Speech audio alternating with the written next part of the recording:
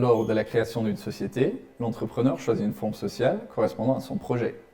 Cette forme n'est cependant pas définitive et les associés peuvent, en cours de vie sociale, modifier la forme juridique pour s'adapter à des nouveaux besoins de fonctionnement. Même si les régimes de la SA et de la SARL se sont rapprochés ces dernières années, il peut y avoir des raisons susceptibles de motiver les associés d'une SARL de procéder à une transformation en SA. Sur le plan économique, ce changement peut se révéler opportun pour répondre à un besoin de financement lorsque l'activité de la société est en pleine expansion. Une SA dispose d'une grande souplesse de financement et peut accéder au marché financier. Sur le plan juridique, la SA a le mérite de faciliter l'entrée et la sortie d'investisseurs, chaque action étant librement cessible sans l'agrément des actionnaires. Et contrairement à la SARL, le nombre d'actionnaires n'est pas limité dans une SA. Pour procéder à la transformation, la société doit adapter ses statuts afin de présenter toutes les caractéristiques essentielles de la nouvelle forme de SA, telles que le capital social minimum de 30 000 € et la présence obligatoire d'un commissaire aux comptes ou d'un réviseur d'entreprise.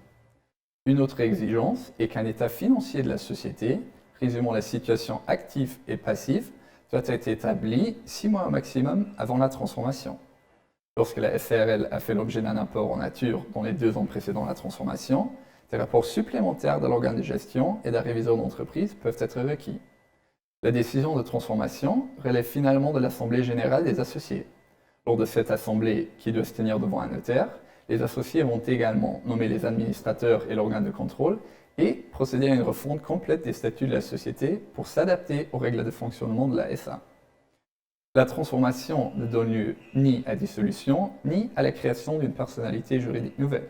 Par conséquent, la SA conserve les mêmes biens, droits et obligations que ceux de la SARL, c'est-à-dire que les contrats en cours continuent, le bail des locaux se poursuit et les créanciers conservent les mêmes droits sur la société.